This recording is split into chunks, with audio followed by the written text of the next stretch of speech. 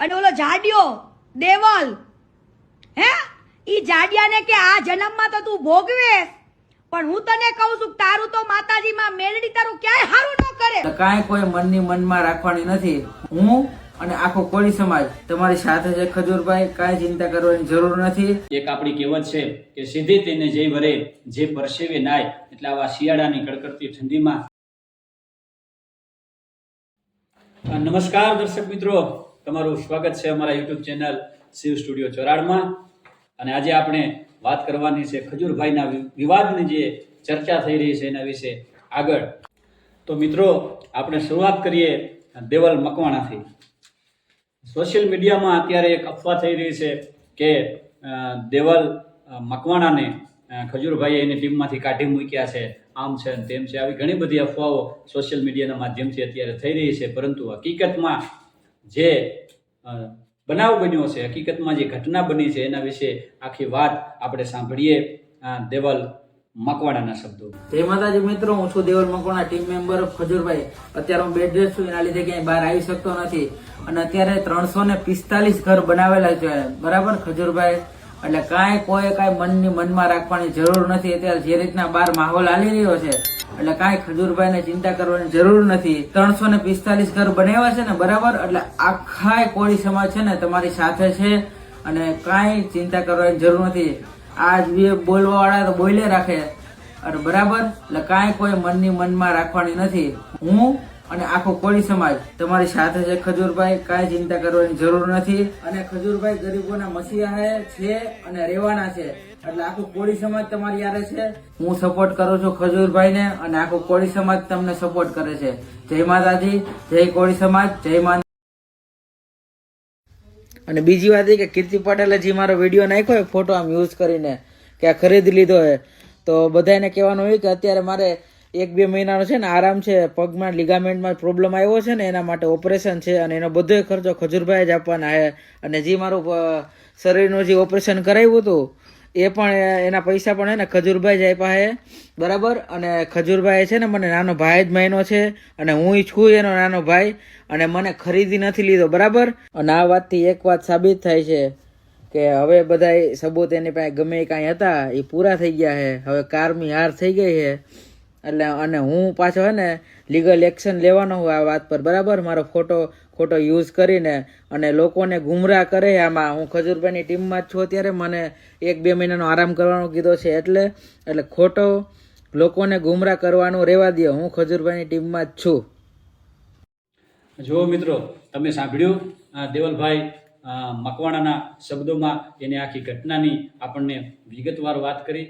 કારણ કે સોશિયલ મીડિયામાં એવી ઘણી બધી અફવાઓ ખજૂરભાઈ વિષયમાં આવી રહી છે, એટલે બધી વાતોને સત્ય ન માની લેવી, એના ઊંડાણમાં જાઓ, એની હકીકત તપાસવી, પછી જ આ વસ્તુને આપણે સત્ય છે એવું માનવું. કારણ કે ખજૂરભાઈનો અત્યારે બહુ જ વિરોધ થઈ રહ્યો છે, ત્યારે આવા તો કેટલા બધા સોશિયલ મીડિયામાં નાના ટુકડાની ક્લિપો આવશે, ખજૂરભાઈ આમ છે તેમ છે. એટલે કોઈ પણ વાતને પરફેક્ટ ન માની લેવી, એના ઊંડાણમાં જવા આપણે પ્રયાસ કરવાનો.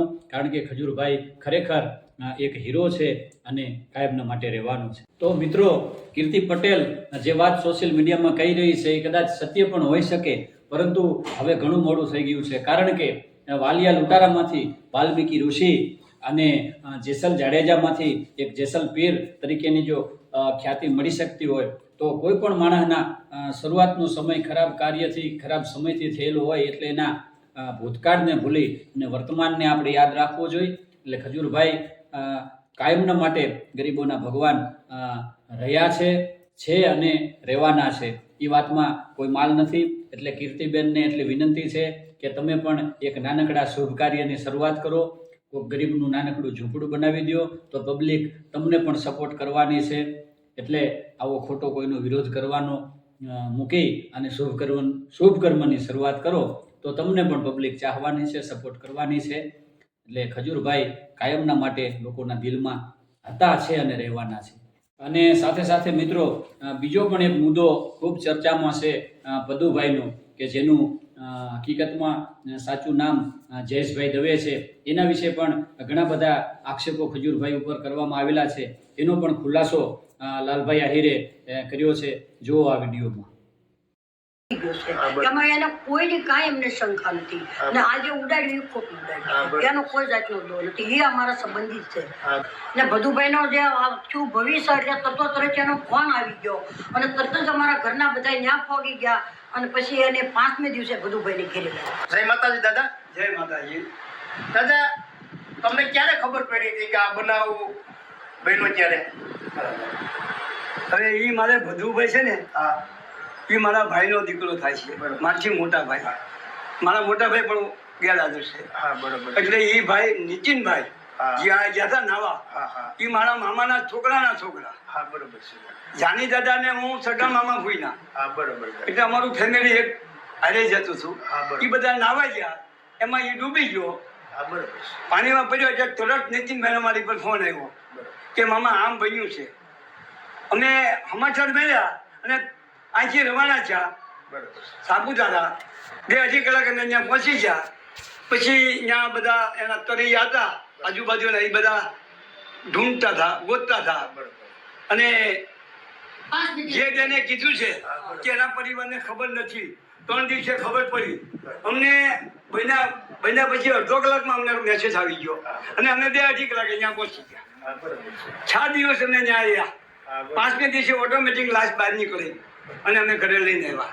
પછી એનો રિપોર્ટ આવ્યો, ઓટોમેટિક પર આવ્યું, પાણી ડૂબ. આપણે કઈ ખુલાસા દેવાની જરૂર નથી, પણ અત્યારે અમારે દેવો પડે એનું કારણ કહું કે આ હલકીની કે એને શરમ નથી, નાક નથી કે જીમ હાલે એ મંડાણી, એટલે અત્યારે આ ખુલાસો કરવો પડે. કીર્તિ પટેલ તું સાચી છે ને? મેં બે મુદ્દાના તને ખુલાસા કર્યા ને હજી હું ખુલાસો કરી.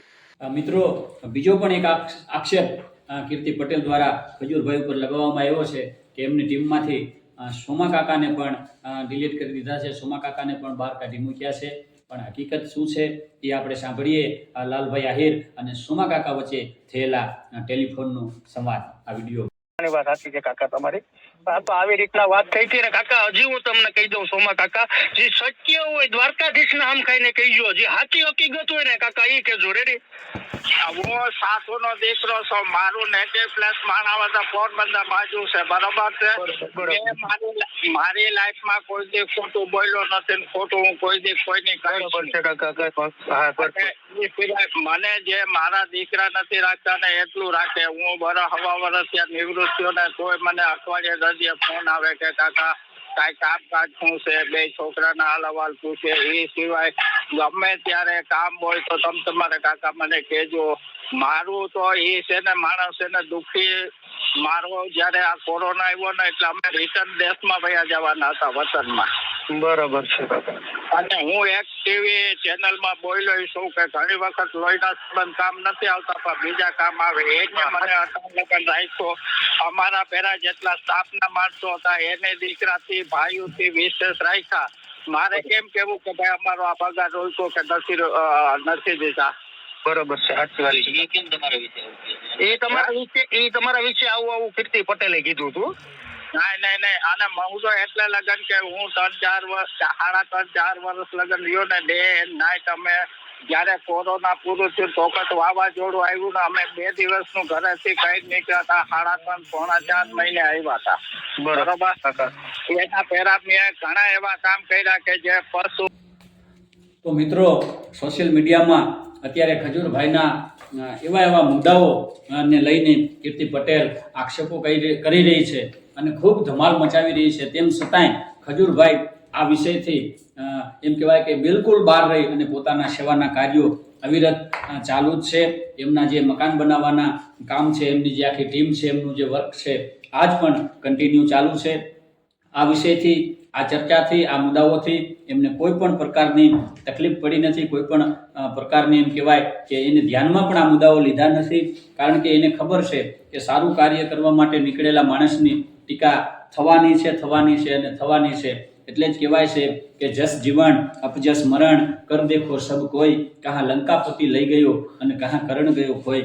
એટલે જગતમાં સારું કામ કરવા માટે થઈને નીકળેલા માણસની કાયમને માટે અપજહ જ મળતો હોય એ દુહાની સાક્ષીએ નીતિન જાની પોતાનું કાર્ય કરી રહ્યા છે.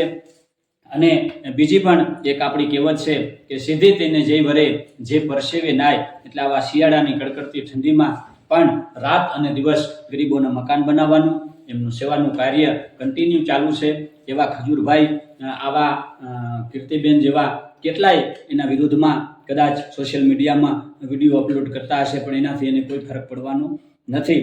અને જેમ જેમ એનો વિરોધ વધતો જશે તેમ તેમ એની લોકચાહના વધતી જશે. એ 100%ની વાત છે.